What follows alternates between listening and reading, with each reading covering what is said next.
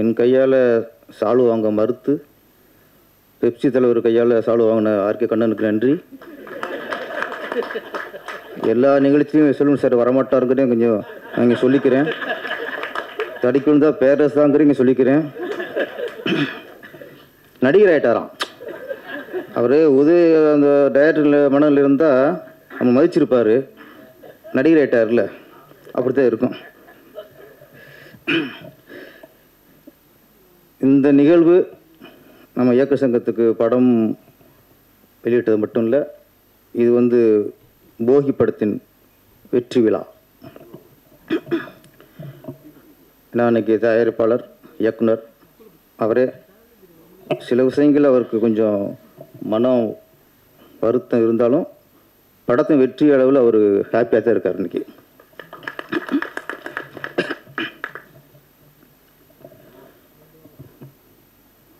போகி அது எல்லா மீனிங்கும் தெரிஞ்ச விஷயந்தான். அதுவும் தமிழில் கண்டிப்பாக போகினா எல்லாருக்குமே தெரியும். நம்ம பழையன கழிதலும் புதியன புதியன்னு சொல்லுவாங்க. அதனால் நம்ம இந்த பழைய துணிகள் பழைய பொருட்கள்லாம் எரிச்சுக்கிருக்கோம். அது இல்லை மீனிங். போகிங்கிறது மறக்க வேண்டிய விஷயத்த மறக்கணும், தூக்கி எறிய வேண்டிய விஷயத்த தூக்கி எறியணும், கெட்ட விஷயங்கள் எல்லாத்தையும் அடியோடு ஒழித்து தள்ளிடணும். புதிய நன்றி மறக்கூடாது. மறக்க வேண்டிய விஷயத்தை மறக்கிறதா எது தப்பான விஷயங்களோ அதை மறந்துடணும். நன்றி மறக்கணுங்கிறது தான் போகிக்கு அடுத்து நம்ம ஒவ்வொரு பொங்கலுமே நன்றி சொல்ல விழாவாக இருக்கும். சூரியனுக்கு, வீட்டுக்கு, மாட்டுக்கு, உழவனுக்கு, வாழ்க்கையில் யாராருக்கு நன்றி சொல்ல மறக்கக்கூடாதோ அதெல்லாம் வரிசையாக பொங்கல் சொல்லும். இந்த போகி சரியே தவிர ஃபஸ்ட்டு ஒரு ஷாட் வச்சுருப்பாங்க. அந்த கெட்டவங்களை கொளுத்துவாங்க. கொளுத்தி விட்டு போகின்னு டைட்டில் போடுவார். அதுதான் கரெக்ட். பழைய கொளுத்துறதில்ல, கெட்டதை கொளுத்துறோம். அதுதான் போகி. அங்கேயே டைரக்டர் நம்ம விஜயசேகரன் கரெக்டாக அவர் டைரக்டர் முத்திரையை பதிச்சிட்டாரு. முன்னெல்லாம் படம் இந்த பேய் படங்கள் பார்த்தா தான் இந்த வீடு ரொம்ப பயமாகவே இருக்கும். நம்ம எங்கள் ஊர் நாட்டசங்கோட்டை 8 கிலோமீட்டர் சிவகங்கை டவுனு. இங்கேருந்து சாயந்தரம் அழகாக ஹாப்பியாக போயிடுவோம் பேய் படம் பார்க்குறதுக்கு. பாட்டு வரும்போது 8 கிலோமீட்டர் ரோட்டில் லைட் இருக்க ஒன்றும் இருக்காது, சைக்கிளில் வரணும். இந்த பேய் படம் பார்த்துட்டா வரும்போது பக்கு பக்குங்கும். ஏதாவது எங்கேயாவது ஒயிட்டாக அசைஞ்சா கூட வெகிருக்கும். வீடு சேர வரைக்கும் அப்படி இருக்கும். அது பேய் படம் பார்த்தா. ஆனால் இன்னைக்கு இந்த மாதிரி படங்களை பார்க்கும்போது, போகி மாதிரி படங்களை பார்க்கும்போது பகிருங்குது. பேய் படம் பார்த்தா வந்த பயம் இந்த போகி மாதிரி படங்களை பார்க்கும்போது வருகிறது. சமுதாயம் அவ்வளவுக்கு மோசமாக போச்சு. பேயை விட இன்னைக்கு சமுதாயம் மோசமாக இருக்கு. மார்ச்சரியில் ஒரு பெண்ணோட பாடியோட நிம்மதியாக கொடுக்க முடியல. செத்து போன பாடியோட நம்ம நிம்மதியாக கொடுத்து வெளியே நிற்க முடியலங்கிற சூழ்நிலை தான் இன்னைக்கு. அதை வச்சும் புழப்பு நடத்துகிறாங்கன்னா எவ்வளோ கேவலம், கேவலத்தின் உச்சம். ஒரு 30 வருஷம் 20 வருஷம் முன்னாடிலாம் ஒரு பாலியல் வன்கொடுமைன்னா ஒன்றே ஒன்று தான். இல்லை ஒரு பொண்ணை கற்பழிப்பான் பார்த்து வரைக்கும். அப்போல்லாம் எம்ஜிஆர் காலத்தில் ரஜினி காலத்துலாம் ஹீரோ தங்கச்சியை கற்பழிப்பாங்க. இதுதான் நமக்கு தெரிஞ்ச மிகப்பெரிய பாலியல் வன்கொடுமை. இன்னைக்கு தடுக்கி விழுந்தா எங்கே சிசிடி கேமரா இருக்குது, எங்கே கேமரா வச்சுருக்கான், எங்கெல்லாம் லவ்ங்கிற பேரில் ஏமாற்றி அது பெண்களை நிறுவனம் ஃபோட்டோ எடுத்து அதை வச்சு வியாபாரம் பண்ணுறாங்க, பயமுறுத்துறாங்க. விதவிதமாக இருக்குது. அதில் ஒன்று தான் இன்னைக்கு மார்ச்சரில் ஒரு பெண்ணோட பாடியும் வச்சு இவ்வளோ கேவலமாக புலப்படுத்துகிறாங்க தான். இதில் விட உச்சம் என்னென்னா, ஒரு பொண்ணு ஒரு பையனை நம்பி லவ் பண்ணுது. அவன் தான் வாழ்க்கையை நினச்சிருது, இவனை தான் நம்ம கல்யாணம் பண்ண போகணும்னு நினச்சிருது. அந்த நம்பிக்கையில் சில ஃபோட்டோ எடுத்துக்கிறாங்க. ஒரு சந்தேகம் வந்தால் தானே அதுக்கு கொஞ்சம் பயம் வரும். சந்தேகம் இல்லைங்கிறது எப்படி பயம் வரும்? அந்த மாதிரி ஃபோட்டோ எடுத்துகிட்டு அதுக்கப்புறம் அதை வச்சு பிளாக்மெயில் பண்ணுறான். இந்த மார்ச்சுரியில் டெட் பாடியை வச்சு பண்ணுறதை விட இந்த காதல்ங்கிற பேரில் பண்ணுறாங்கல்ல, இதோட அது கொடுமை சார். இதோட அது மிருகத்துக்கு சமம். அப்படி எல்லா வகையிலும் நீங்கள் பெண்கள் எங்கேயும் நிம்மதியாக லவ் பண்ண முடியல, நிம்மதியாக காலேஜ் போக முடியல, நிம்மதியாக பள்ளிகள் ஸ்கூலுக்கு போக முடியல. ஒரு அறிவியல் வளர வளர நாகரிகம் வளரணும், அதான் இயல்பு. ஆனால் இன்றைக்கி அறிவியல் வளர வளர நாகரிகம் கீழே போச்சு. மனுஷன் காட்டு முன்னாடி ஆகியிருக்கான். அறிவியல் வளர்ந்தா மனுஷத்தன்மை மனித வளரணும்ல. இன்றைக்கி மிருகங்களும் வளர்கிறாங்க. அறிவியல் வளர மிருகங்கள் சமுதாயத்தில் வாழ்ந்துக்கிட்டு இருக்கு. அந்த ஒரு நல்ல கருத்து, ஒரு சமூக அக்கறையோடு நம்ம விஜயசேகரன் அவர்கள் அந்த படத்தை எடுத்திருக்காரு. வெறும் கமிஷன் இல்லாமல் ஒரு பொறுப்பாக நல்ல விஷயம் சொல்லியிருக்கிறாரு. அதுக்கு நல்ல வரவேற்பு இருக்குது. இந்த 1ஆம் தேதி வந்த படங்களில் சார் ஒரு 4-5 படம் பிடிச்சிருக்கு. ஹாப்பி, சந்தோஷமான விஷயம் என்னென்னா, அக்யூஸ்ட்டு ஹிட்டு, சரண்டர்னு படம் அதுவும் நல்ல ஹிட்டு, முதல் பக்கம் அதுக்கும் நல்ல பேர், நல்ல ஹிட்டு, போகிக்கு நல்ல பேர். இந்த வாரம் வந்த படங்களில் ஒரு 4-5 படம் ஒரு நல்ல பேருங்க, அதே ரொம்ப சந்தோஷமாக இருக்குது. அப்புறம் இங்கே விஜயசேகரன் வந்து படத்தின் வெற்றியை பயந்துட்டதை விட இப்போதான் தெரியுது பெப்சி தலைவர் ஏன் வலுக்கட்டமாக வர சொல்லியிருக்காருன்ட்டு. அவர் வாழ்த்து போகிறதுக்கு இல்லை, வாழ்த்து போகிற வீட்டுக்கு போயிருக்கலாம், பெப்சிக்கு போயிருக்கலாம். சில கோரிக்கையில் அழுத்தமாக வச்சிடணும், பொங்கி எழுந்துடணுமா வந்து உங்களை வர வச்சுருக்காங்க சார். நீங்கள் நாங்கள் நிறைய நான் பார்த்துருக்கோம் உங்களை மாதிரி, பொய் சொல்லாதீங்க. இருந்தாலும் பெப்சி தலைவர் வந்து கவனத்துக்கணும்னா ஒரு விஷயம் சொல்லி விட்றேன். ஏன்னா இப்போ கூலி எப்போ ரிலீஸ் அது? ஆமாம், இது ஒரு கசப்பான உண்மையாக இருக்கலாம், தெரிஞ்சுக்கூடிய உரிமை. கூலி 14ஆம் தேதி ரிலீஸ். இந்த 1ஆம் தேதி 10 படத்துக்கு மேலே ரிலீஸு சார். ஒரு 8ஆம் தேதியும் 10-11 படத்துக்கு மேலே ரிலீஸ் ரெடியாக இருக்காங்க. ஏன் 14ஆம் தேதி கூலி ரிலீஸ்னால அந்த படம் ரிலீஸ் ஆச்சுன்னா ஒரு தேட்டரும் சின்ன படங்களுக்கு கிடைக்காது. ஒட்டுமொத்த தேட்டரையும் கூலி படம் ஆக்கிரமிச்சிரும். அதுக்கப்புறம் நம்ம எப்போ ரிலீஸ் பண்ணுறது, ரொம்ப லேட் ஆயிரும். அந்த ஒரு காரணத்துக்காகத்தான், அதுக்கு முன்னாடி நம்ம முந்திக்குவோம். 1ஆம் தேதினா அது 8ஆம் தேதி வரைக்கும் ஒரு கேப் இருக்குது, அதில் ஒரு செட்டு இறக்கிடுவோம். 8ல் இருந்து 14 வரைக்கும் 13 வரைக்கும் கேப் இருக்குது, அதில் ஒரு செட்டு இறக்கிடுவோம். ஒரு பெரிய படம் வர்ற பயம்தான் சார் இன்னைக்கு இத்தனை படத்தை 10 படம் 11 படம் ஒரு வாரத்துக்கு ரிலீஸ் ஆகுதுன்னா இதுதான் காரணம். ஏன் அந்த பயம் வரணும்? பெரிய ஒரு ஸ்டார் வரும்போது சின்ன ப்ரொடியூசர் சின்ன படங்கள் இன்றைக்கி பயந்துறாங்க. அந்த பயத்தில் தான் இவங்க வெளியிட்ருக்காங்க போகி படம் 1ஆம் தேதி. அடிச்சுட்டு அதே மாதிரி பயத்தில் வருது எல்லாமே. இது கொஞ்சம் நான் ஏற்கனவே சொன்னதான், சிறுபான்மையினருக்கு ஒதுக்கீடுன்னு ஒன்று இருக்குது, அரசாங்கம் இருக்கு. அதே மாதிரி பெரிய படங்கள் பெரும்பான்மை வச்சுக்கோங்க, சின்ன படங்கள் சிறுபான்மைன்னு ஒதுக்கிடுங்க. எங்களுக்கு இடம் ஒதுக்கி கொடுக்கணுங்க.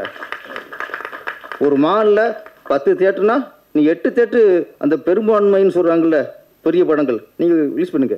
2 தேட்டர் ஒதுக்குங்க. 2 தேட்டரில் 2 ஷோ, 4 படம் பிழைக்கும், 4 சின்ன படங்கள் பிழைக்கும். சென்னையில் 80 தேட்டர் இருக்கா? நான் சரி, நீங்கள் ஒரு 60 தேட்டர் எடுத்துங்க, பெரும்பான்மை பெரிய ஸ்டார் படம் எடுத்துங்க. ஒரு 20 தேட்டரு சிறுபான்மையான சின்ன படங்களுக்கு கொடுங்க. கவர்மெண்ட் நினச்சா முடியும், நினைக்க மாட்டேங்குது. அவங்களே இங்கே சினிமாவில் இருக்கும்போது அவங்களே பெரும்பான்மை அப்போ ஒரு சினிமா நினைப்பாங்க. இங்கே நம்ம வந்து தயாரிப்பாளரை குறை சொல்கிறோம், பெப்சியை குறை சொல்கிறோம், ஏக்கர் சங்கத்தை குறை சொல்கிறோம். நாங்கள் என்ன பண்ண முடியும்? அரசாங்கமும் ஒத்துழைக்கணும். அரசாணை இருந்தால் எல்லாம் சரியாக வரும். அரசு சினிமாவில் நேசம் கொள்ளணும். கணக்கு பார்த்தா இன்னைக்கு அதிக வரி சினிமாவில் தான் போகுது. சென்ட்ரல் கவர்மெண்ட்டுக்கும் போது ஸ்டேட் கவர்மெண்ட்டுக்கும் கோடிக்கணக்காக இங்கே தான் வரி போயிட்டே இருக்குது. வாங்கிக்கிறாங்க தவிர வரி முக்கியம், நம்ம வரி முக்கியம் இல்லை, நம்ம பஞ்சவலாம். அதனால் கொஞ்சம் பெரிய படம் வரும்போது இந்த மாதிரி சின்ன படங்கள் பாய்ந்து போய் விழுகுறாங்க சார். இந்த பத்தக்கட்டையில் ஆயிரம் மீன் ரிவர்ஸுக்கு விழுகும், கிராமங்களை அவங்களுக்கு தெரியும். மற்ற மீன்லாம் நேரம் போகும் வளைவு, இந்த இதுக்கு மட்டும் ஆப்போசிட்டில் போய் விழுவோம். அந்த மாதிரி சின்ன படங்கள்லாம் போய் பயத்தில் விழுந்துறாங்க. அதே பெப்சி தலைவர் கொஞ்சம் ஸ்டெப் எடுக்கணும். பெப்சி அது எந்த முடிவு எடுத்தாலும் நம்ம இயக்குநர் சங்கம் அதுக்கு உறுதுணையாக இருப்போம். நன்றி, வணக்கம். அவர் ஒருத்தர் யோசிச்சா பரவாயில்ல, பார்த்து எல்லாருக்கும் யோசிச்சு சொல்ல வேண்டியதாக இருக்கா இல்லையா? அதனால இங்கே மேடைக்கு வந்த பிறகு அவருடைய எழுத்து திறமையும் பேச்சு திறமையும் அதிகமாகிடுச்சு. யூனியனுக்கு வந்த பிறகு அது ஒன்று படத்திற்கு யூஸ் பண்ணிக்க பிரபாகர். இந்த போகி திரைப்படத்தை இயக்கிய தயாரித்த விஜயசேகரனுக்கு பெப்சியோட சார்பில் இயக்குனர் சங்கத்தின் சார்பில் வாழ்த்துக்கள் தெரிவிச்சுக்கிறேன். உண்மையாகவே பேரர் சொன்ன மாதிரி நான் கேட்டேன், நேற்று படம் போகலாம்னு சொல்லும்போது எப்படி படம்லாம் எப்படி இருக்குன்னா, இப்போ 11 படம் வந்திருந்தா கூட 3 படம் ரொம்ப நல்லா இருக்குது சார். சரண்டரும் போகியும் அக்யூஸ்டும் நல்லா இருக்குது. முதல் பக்கம் நல்லா இருக்குது, கலெக்ஷன் இல்லை, பட் முதல் பக்கம் ரிப்போர்ட் நல்லா இருக்குது அப்படியே போகி யார் படம்னு கேட்டப்போ தான் அது விஜயசேகரன் படம் எனக்கு சொல்லவே இல்லையே அப்படின்னு சொல்லி நேற்று ஒரு தடவை படம் பார்க்கலாம்னு நினச்சோம். அப்போது படம் ரிலீஸ் ஆன பிறகு தியேட்டர் கலெக்ஷனில் ஒருவேளை தப்பாக இருந்தால் சொல்லணும், பிச்சைமணி நான் எங்கள் நண்பர்கிட்ட கேட்டேன். அவர் சொன்னார், இந்த 3 படம் நல்லா இருக்குது சார், போகி கலெக்ஷன் நல்லா இருக்குது அப்படின்னு சொன்னார். அது எந்த அளவில் நீங்கள் தான் அதை சொல்லணும். நல்லா இருக்குன்னு சொல்கிறதே மிகப்பெரிய விஷயம். ஏன்னா விஜயசேகரன் ஏறக்குறைய 10-12 ஆண்டுகளுக்கு மேலாக பல ரணங்களை சந்தித்தவர். அவர் ரணம்னே படம் எடுத்தார், பல ரணங்களை சந்தித்தவர். எப்படியாவது வெற்றி பெறணும் ரொம்ப முயற்சி பண்ணிகிட்டே இருப்பார் பாவம். அந்த ரணத்துக்கெல்லாம் ஒரு மருந்தாக இந்த படம் அமைஞ்சிருக்குன்னு தான் நான் சொல்லணும். இந்த வெற்றிங்கிறது அவரோட 12 வருஷ உழைப்புக்கான ஒரு மருந்து தான். அவரோட காயங்களுக்கு ரணத்துக்கு ஏற்பட்ட மருந்தாக தான் இந்த வெற்றியை அவர் கொண்டாடணும். உண்மையாகவே அவர் எடுத்துக்கிட்ட விஷயம் மிக சிறிய விஷயம். ஆனால் அது அழகாக அதை வச்சு வியாபாரம் இல்லாமல் அதனோட வலியை, அதாவது 2 விஷயம் இருக்குது. ஒரு கற்பழிப்பை காமிக்கிறதுங்கிறது அந்த கற்பழிப்போட வலியை, வேதனையை, கொடூரத்தை காமிக்கிறது ஒரு டைப் ஆஃப் ஃபிலிம்ஸு. கற்பழிப்புங்கிற பேரில் இன்னொரு பாலியல் வன்கொடுமை செய்யறது இன்னொரு டைப். அதை எக்ஸ்ப்ளாய்ட் பண்ணுறது. அப்படி இல்லாமல் இந்த படம் அந்த விஷயத்தோட உணர்ச்சியை, அந்த வன்கொடுமையை, அதனோட வக்ரத்தை, அதனோட வேதனையை மக்களுக்கு உணர்த்துது. அதுதான் இந்த படத்தோட மிகப்பெரிய வெற்றி. சின்ன கண்டென்ட்டாக இருந்தால் கூட, இப்போ பேரை சொல்லும்போது சொன்னார், முன்னாடிலாம் அழகான பெண்களை கற்பழிக்கிறதுங்கிறது தான் இது. அதாவது நம்ம ஃபிலிமில் எடுக்கும்போதே ஒரு கற்பழி காட்சி இருக்குன்னா எப்படி பார்ப்பாங்கன்னா, ஒரு அழகான பெண் இருந்தால் கற்பழிக்கும். ஆனால் இப்போ சொசைட்டியில் எப்படி இருக்குன்னா, பெண்ணு கூட தேவையில்லை, 60 வயசு கழுவியாக இருந்தாலும் ஓகே, 70 வயசு கழுவியாக இருந்தாலும் ஓகே, அல்ல 7 மாத குழந்தைய கூட ஒருத்தன் கற்பழிக்கிறான்னா இவனோட வக்ரம் எங்கே இருக்குது? அப்போது ஆடை இது மாதிரி இருக்கிறதால தான் அவங்க கற்பழிக்கிறாங்க அப்படின்னா, ஆடை இல்லாதவங்க கற்பழிக்கிறாங்களே. மொத்தமாக மூடி வச்சிருக்க, மொத்தமாக மூடி ஒரு 75 ஒரு பெண்மணிக்கிட்ட என்ன அழகு இருக்கும்? அது வயசானங்கிறவங்க தவிர ஒரு பெண்ணுக்கு ஒரு கொம்புக்கு புடவை கட்டினா கூட அது போய் கற்பழிப்பாங்கிற வக்ரத்தான் சொசைட்டியில் அதிகமாயிட்டா அந்த சொசைட்டியை 2 வகையில் கண்ட்ரோல் பண்ணும். ஈவன் பெற்றோர்கள் கூட அந்த சொசைட்டியை கண்ட்ரோல் பண்ண. தன் மகனுக்கு ஒரு பெண்ணுன்னா என்ன, வீட்டில் ஒரு அக்கா தங்கச்சி இருக்கும்போது, பெண்ணு இருக்கும்போது அந்த பெண்ணுக்கு என்ன மரியாதையை நீ கொடுக்குறியோ அதே மாதிரி தான் இப்போ சமூகத்தில் இருக்கிற ஒரு பெண்ணுக்கு நீ மரியாதை கொடுக்கணும்னு அப்பா அம்மா நிச்சயமாக கற்றுக் கொடுக்கணும். இது முக்கியமான விஷயம். ஏன்னா வெளியே போகிற ஒரு பொண்ணு யாரோட ஒரு பெற்றோரோட குழந்தை தானேவா, யாரோ ஒருத்தனோட தங்கச்சி தானே. அப்போது எல்லாரையும் தங்கச்சியாக பாருங்க நான் சொல்லலை, தங்கச்சி மாதிரி அரவணைப்பு பண்ணிக்க, தங்கச்சி மாதிரி பார்த்து சொல்லலை, பார்க்கலாம். ஆனால் இந்த ஒரு லெவல் தாண்டி இதுபோல் வன்கொடுமை எப்படி பண்ணுறது? ஒரு 70 வயசு பெண்மணிக்கிட்ட எப்படி ஒருத்தன் ஒரு கற்பழிப்பை எப்படி பண்ணுறான்? ஒரு 7 மாத குழந்தையோ 7 வயசு குழந்தையோ இந்த குழந்தைய பார்க்கும்போது அவன் மனசில் பாலியல் இதுவான வக்ரம் வருதுன்னா அது என்ன வகையான இது? இதை இந்த சொசைட்டிலேருந்து களைவதற்கான அனைத்து முயற்சிகளையும் எல்லாரும் எடுக்கணும். ஒருத்தருமே சினிமாவால் கெட்டு போச்சு அப்படின்லாம் இது சொல்லக்கூடாது. சினிமா, ஊடகம், அரசு அனைவரும் இணைந்தால் தான் இந்த இது சரி பண்ண முடியும். இப்போது இது மாதிரி காட்சிகளை ஒருத்தர் எடுக்கிறான், அவங்ககிட்ட வக்ரம் இருக்குது. ஒருத்தன் பார்க்குறான், இல்லை 100 பேர் பார்க்குறான், அவங்ககிட்ட வக்ரம் இருக்குது. அப்போ எடுக்கிறவனுக்கும் பார்க்குறவனுக்கும் யாருங்க மீடியேட் பண்ணுறான்? எடுக்கிறத இப்போ இன்னொருத்தன் எப்படி பார்க்குறான்? நல்லா யோசிச்சு பாருங்கள். ஒருத்தர் எடுக்கிறான், ஒரு 100 பேர் 1000 பேர் பார்க்குறான். இதுக்கு யார் இது காரணமாக இருக்கான்னு நல்லா யோசிச்சு பாருங்கள். பிஎஸ்என்எல் இதன் மூலம்தான் அனைத்து இன்டர்நெட்டும் இதன் மூலமாக தான் வருது. அப்போ இதனோட உரிமையாளர் யார்? இதனோட உரிமையாளர் மத்திய அரசு. அப்போ இது மாதிரி போர்னோகிராஃபி மெட்டீரியல்ஸ் இது வருதுன்னா அதை தடை செய்ய வேண்டிய இடத்துல மத்திய அரசு இருக்குது. இப்போ நீங்கள் வந்து சைனாவுக்கு போயிட்டு நீங்கள் போர்னோ அப்படின்னு போட்டிங்கன்னா கட் ஆகிடும். அப்போ அந்த அரசு அந்த வார்த்தையே வந்து டெலீட் பண்ணுறாங்க. டாப்லெஸ்ஸாக ஒரு ஃபோட்டோ வந்து அது வந்து டெலீட் பண்ணிடும். கூகுளோ இல்லை மற்ற இதுவும் அங்கே ஒர்க் ஆகாது. அவன் தன் சொந்த நாட்டுக்காக தன் சொந்த நாட்டு மக்களுக்கு எதை எதெல்லாம் பார்க்கலாம் எதை எதையெல்லாம் பார்க்கக்கூடாதுன்னு ஒரு சென்சார் வச்சுருக்கான். அப்படி தான் வரும்.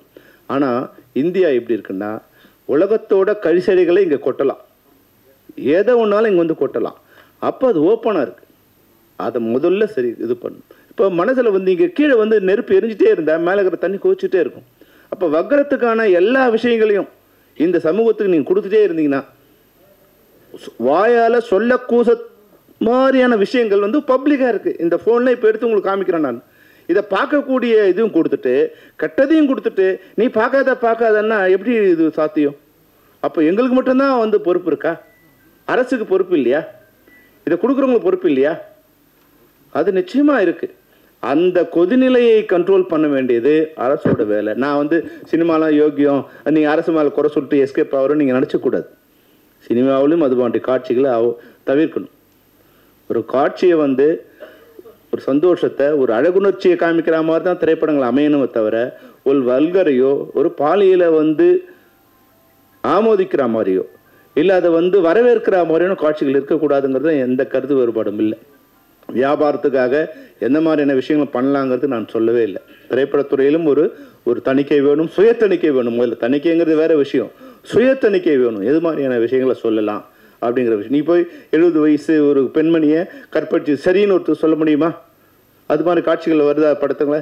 அது மாதிரி நிச்சயமாக வந்திருக்காது. எவ்வளோ மோசமான படத்துலையும் இது மாதிரி மோசமான கண்டென்ட் இருக்காது. அதனால் எங்களோட பார்ட் இருந்தால் அதை நாங்கள் சரி செய்து கொள்கிறோம்.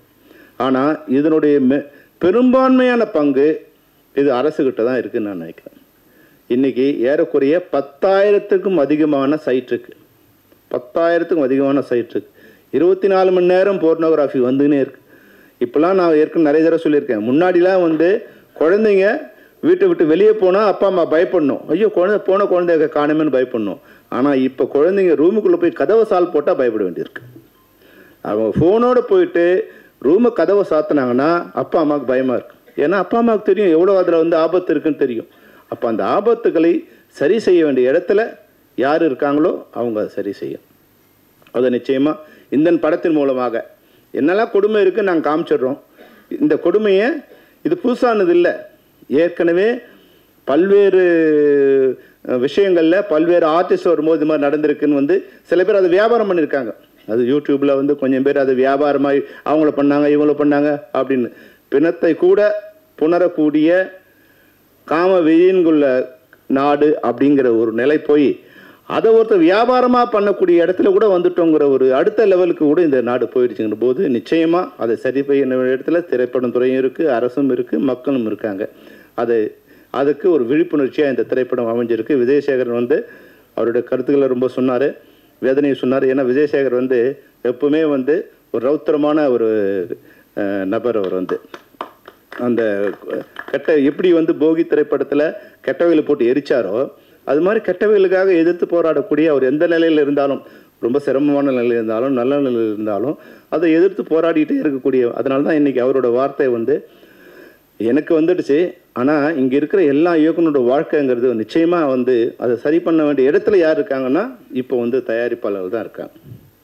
இயக்குனர் நிச்சயமாக நாங்கள் பெப்சி அவங்களோட இருந்து துணை இருந்து பண்ணுவோம். இன்றைக்கி 11 படம் ரிலீஸ் ஆகுது. இந்த 11 படத்தை அவங்க முறைப்படுத்தி ஏறக்குறைய ஒரு 5 படம் இல்லை 6 படம் பண்ணாங்கன்னா 50 வாரம் இருக்குது.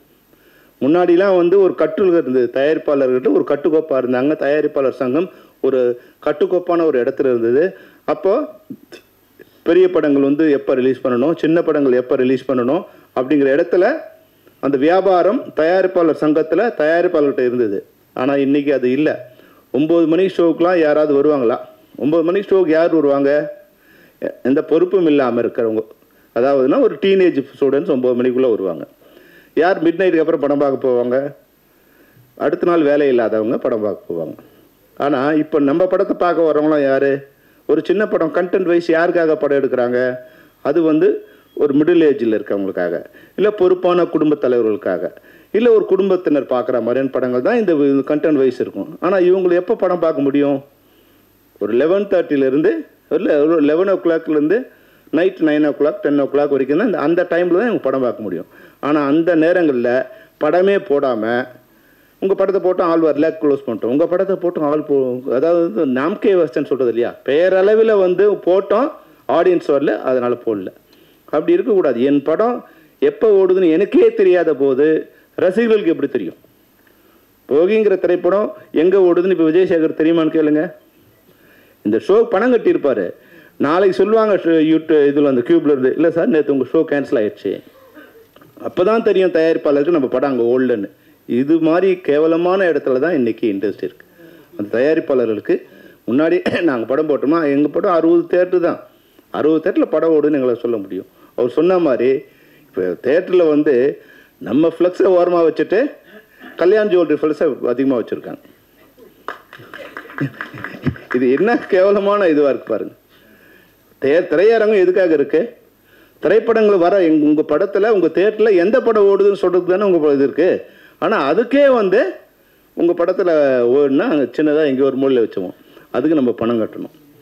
இப்போ எங்கள் படம் ரிலீஸ் பண்ணலாம் அப்படின்னு நினைக்கிறோம் சார், ட்ரெய்லர் போடலாம் அப்படின்னா 20 லட்சம் பணம் கொடுங்குறாங்க. அதாவது நம்ம படத்தை நம்ம படம் ஓடும்போதே, நம்ம தயாரிப்பாளர் எடுத்த படம் ஓடும்போதே போடுறதுக்கு நான் 20 லட்சம் படம் கொடுக்கணும். அப்போ இன்னும் புற்றுச்சல் மாதிரி உங்கள் படத்தை ப்ரொமோஷன் பண்ணுறேன் நான், இது எனக்கு இவ்வளோ கொடுன்னா, எடுத்த படத்தை விட ப்ரொமோஷனுங்கிற பேரில் பல பேர் கொள்ளையடிக்க வந்துட்டாங்க.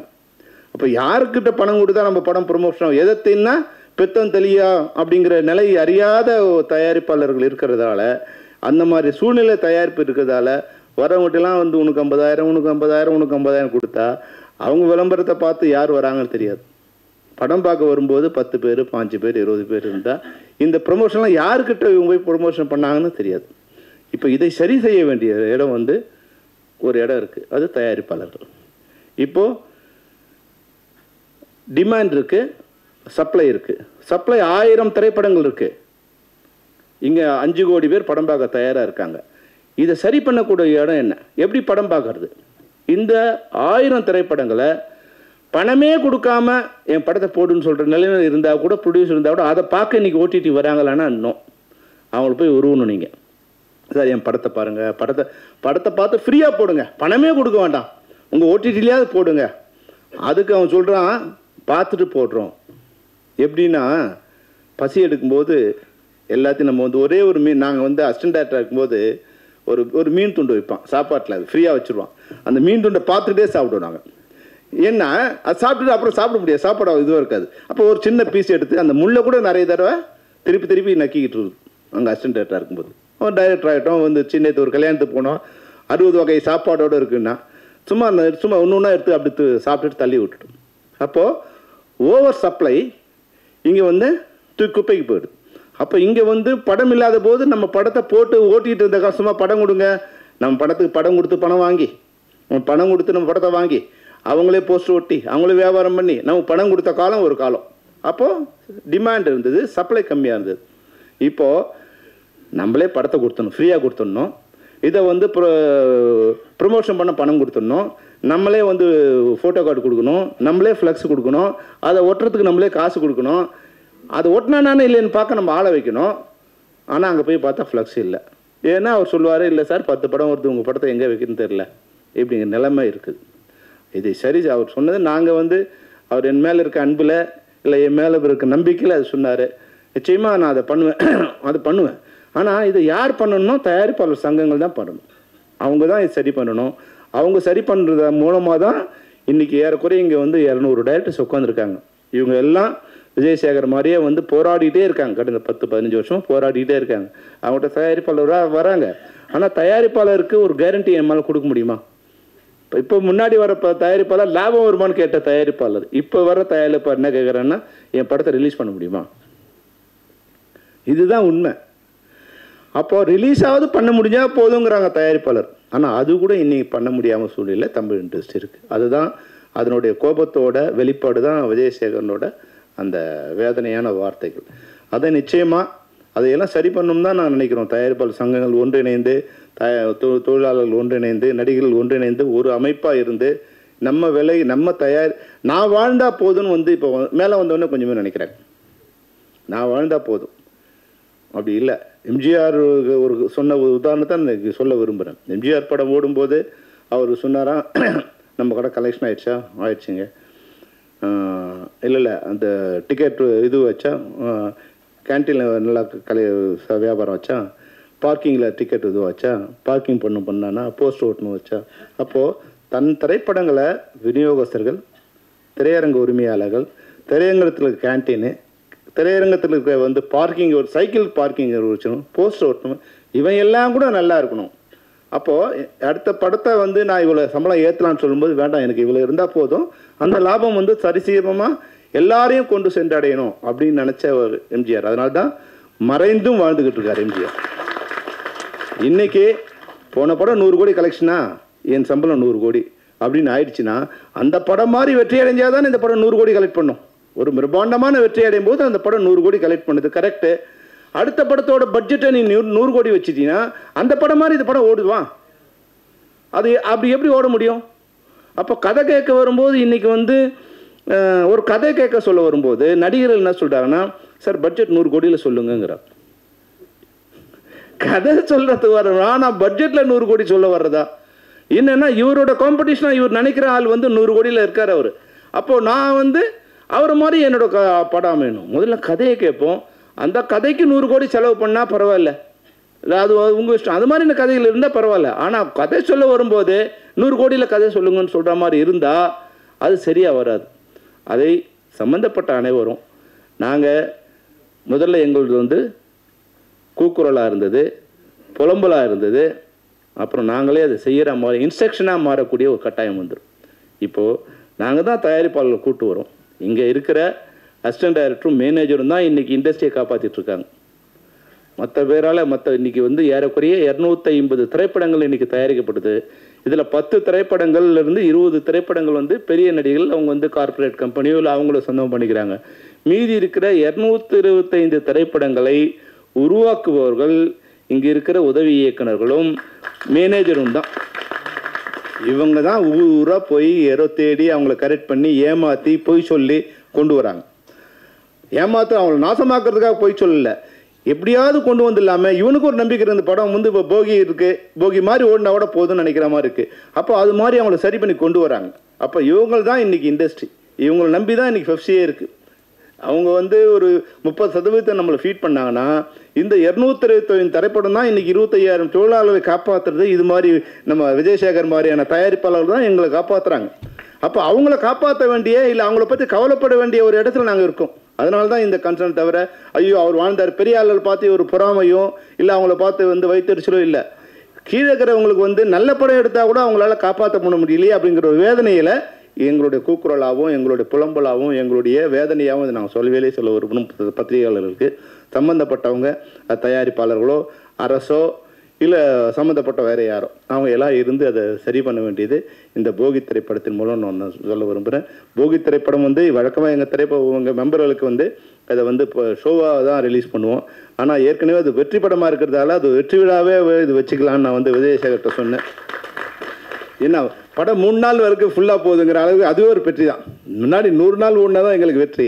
ஆனால் இன்னைக்கு படம் 3 நாள் படம் ரிலீஸ் ஆனால் ஒரு வெற்றி, படம் 2வது நாள் ஷோ இருந்தால் மிகப்பெரிய வெற்றி, 3 நாள் வெள்ளி சனி ஞாயிறு தாண்டிடுச்சுன்னா அது மிக மிக பிரம்மாண்டமான வெற்றி.